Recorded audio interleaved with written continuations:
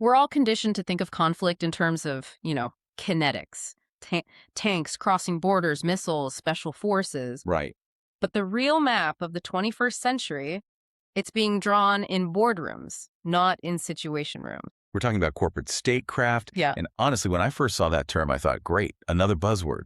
But as I got into the research, it started reading less like an economics paper. And more like a spy novel. Yeah, like a John le Carre novel. It's this idea that companies, infrastructure, and debt are the new heavy artillery. It's incredibly high stakes, but it's subtle. This is the invisible war. And the battlefield is very specific, the global south. So we're looking at how great powers, we're talking mainly the US and China, are maneuvering for control over the architecture of the future global economy. And they're not using soldiers. They're using engineers and bankers. Okay, let's set the stage here. The players are clear. You've got the US, the incumbent superpower, China, the challenger, and then this massive contest zone, Latin America, Africa, the Middle East.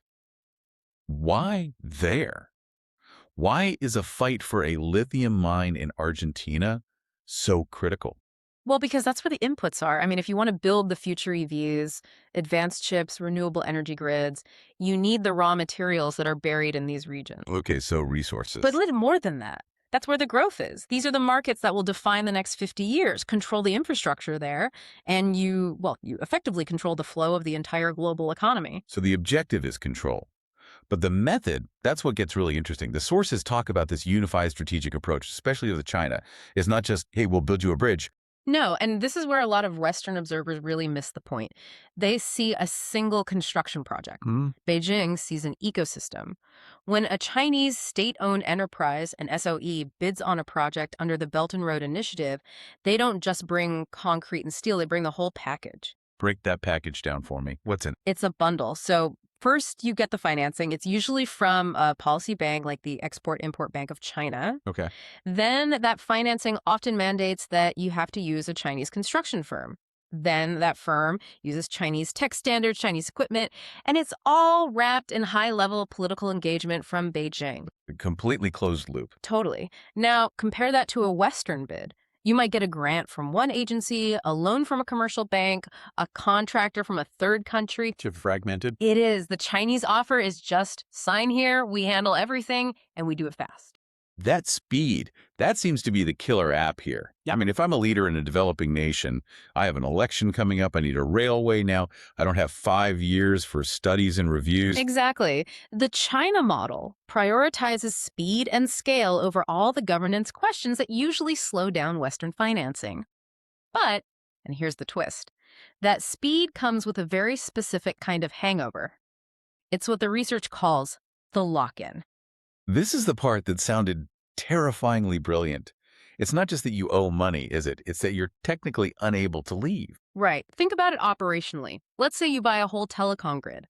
If the vendor installs their own proprietary signaling systems and trains your entire workforce on their specific software, And they hold the keys to the maintenance updates. you're married to them. It's a sunk cost trap on a national scale.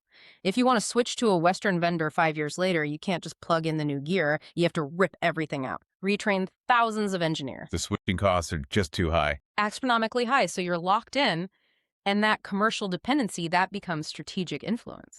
That is a perfect segue. Let's see where this is actually hitting the ground. The sources point to South America as a primary theater. South America is fascinating. You have two different wars happening at the same time. The war for the ground and the war for the airways. Let's start with the ground. The lithium triangle. Yeah. Argentina, Chile, Bolivia. We all know lithium is the new oil.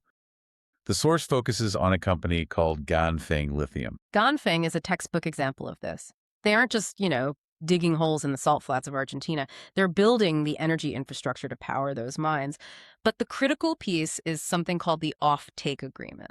Off-take agreement. Okay, that sounds like really boring legal jargon, but I have a feeling it's the smoking gun here. It is the smoking gun. An off-take agreement basically says, we'll finance this mine, but in return, we get the right to buy, say, 80% of the lithium produced for the next 20 years. So they're securing the supply chain right at the source. Correct. For China, this isn't just about profit. This is national security. They are locking down the upstream inputs for the global EV battery market. By the time that lithium comes out of the ground, it's already spoken for. And for a country like Argentina, I mean, they're going through massive economic volatility. They need the cash. They're desperate for capital. Western investors might be skittish. Ganfeng shows up with a checkbook and a plan. It's a lifeline. But it means the raw material for the future flows to Asia. Now let's look at the other side of that coin in South America. Telecoms. The digital grid. The sources highlight Huawei's dominance. This is where the U.S. starts shouting about security risks. Absolutely. The U.S. warns about backdoors, espionage, yes. But you have to look at it from the perspective of a mayor in, say, Colombia. They have a limited budget and they need to get their population online. And Huawei is the cheapest and fastest option. It's not just the price, it's the financing. Huawei often comes with generous payment terms backed by Chinese state banks. They deploy rapidly. The sources call the reaction from Latin American governments pragmatic non-alignment. Meaning they aren't picking Team China out of ideology. They're just shopping for the best deal. Precisely. They refuse to treat their infrastructure as an ideological choice. They want connectivity. And if Washington says, don't buy Huawei, their response is, okay, are you going to fund the alternative? And usually the answer has been crickets. That pragmatic non-alignment, that feels like a recurring theme. Let's move to Middle East. The sources bring up Saudi Arabia. This feels like a much more complex game. It is. Saudi Arabia is executing what the text calls strategic hedging. They have this massive plan, Vision 2030, to transform their economy away from oil. And to do that, they need the best tech in the world, and they really don't care where it comes from. The double agent strategy. They're playing both sides. In a way. On the physical side, the towers, the fiber, the cloud servers, they're partnering heavily with Chinese firms. Again, speed of deployment. But they're not locking the U.S. out. No, and that's the hedge. At the same time, they are using their own capital through vehicles like Aramco Digital to invest in American software and something called Open RAN architectures. Explain Open RAN quickly for us. It stands for Open Radio Access Network. Basically, it lets you build networks where the hardware and software are separated, so you can mix and match vendors. So it prevents that lock-in we talked about. Exactly. So they use Chinese hardware for the heavy lifting, but invest in American software to keep the system open and flexible. So they're diversifying their dependency. Riyadh ensures that neither Beijing nor Washington can just pull the plug on them. It's a masterclass in preserving autonomy. Incredibly savvy. Okay, let's shift to where the physical stakes are arguably the highest. Logistics. Moving dirt to money. We're going to Africa. Scene 3. The Corridor Wars. This is all about how you get copper and cobalt from the heart of Africa out to global markets. And the outline points to the Libido Corridor. This is actually a U.S.-backed initiative, isn't it? Yes, and that's significant. It shows the U.S. is trying to get back in the game. The Libido Corridor is a railway line. It links the mining belts of the DRC and Zambia to the port of Libido in Angola. So why does this one railway matter so much? Because right now, most of that mineral wealth flows east, through ports in East Africa, often on Chinese-financed infrastructure heading to Chinese processing plants. The Libido Corridor offers a route west, to the Atlantic. It's a literal bypass route. It is, and it really highlights the difference in strategy. The Chinese model in Africa is often full spectrum. They own the mine, the road, the processing plant, and the bank loan. It's vertical integration. Yes. The U.S. and its partners are trying selective intervention. They're targeting specific logistical choke points. They aren't trying to own the whole value chain. They're just trying to break the monopoly on logistics by opening a second door. And what about the African nations themselves? Far from being spectators, they're using this competition as leverage. Countries like Zambia are now able to negotiate better deals, saying, if you want our copper, you have to help us process it here. We want value-added industries. But we have to talk about the elephant in the room here. The debt. All this infrastructure costs billions. What happens when the bill comes due? And that brings us to the cautionary tale. Sri Lanka, the Hambantota port. Okay, let's be careful here. We've all seen the debt trap diplomacy headlines, but the source material is much more nuanced. It is, and accuracy really matters. We shouldn't call it a trap as if it was some premeditated plot to foreclose. The source describes it as a sovereign liquidity crisis. Sri Lanka had debt from all over, not just China. They ran out of cash. Pay their bills. Right. They faced a balance of payments crisis and had to monetize an asset, so they entered into a negotiation. They traded the port for debt relief. Effectively, yes. They leased a controlling stake in the port to China Merchants Port Holdings for 99 years. 99 years. That number. It has some historical echoes. The irony is palpable, yes. But here's the corporate statecraft reality. It doesn't matter if it was a trap or just bad financial planning. The outcome is what's strategic. The outcome being that a Chinese state-owned firm now controls a deep-water port on a critical Indian Ocean shipping lane. Precisely. Even if the intent was purely commercial, the result is deeply strategic. You don't need a Navy base if you own the landlord rights to the commercial terminal. That's the core of this whole thing. Commercial deals with geopolitical aftershocks. So is the U.S. just watching? We mentioned libido, but is there a broader strategy?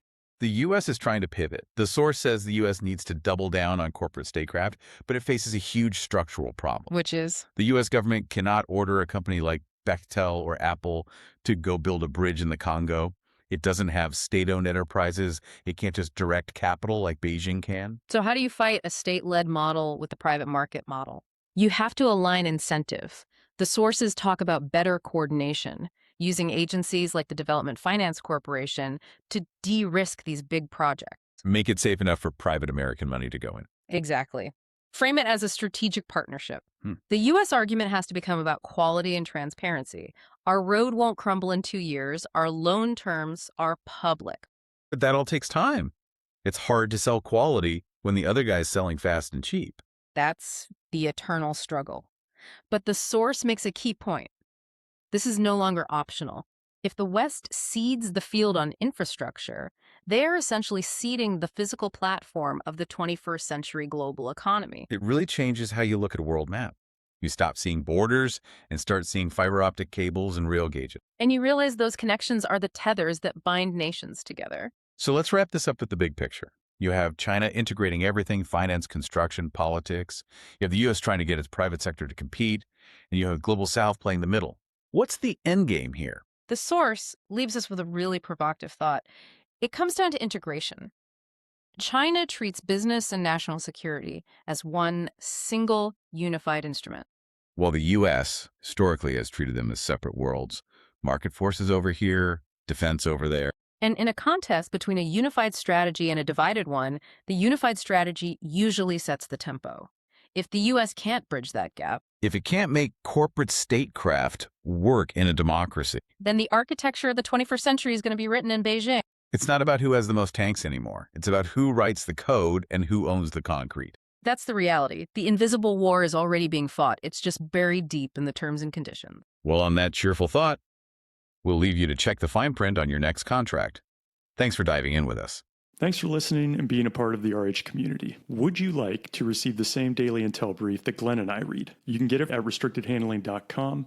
We've curated what we consider to be the most relevant and reputable sources on all things international security, geopolitics, military and intel ops, and economics and sanctions, focused exclusively on Russia, China, Iran, North Korea, and the Middle East, to include accompanying podcasts for Russia, China, economics, and spy stories. Just head to restrictedhandling.com, enter your email, and you'll get the daily briefs that Glenn and I both read, and you can leave comments and questions that we can respond to.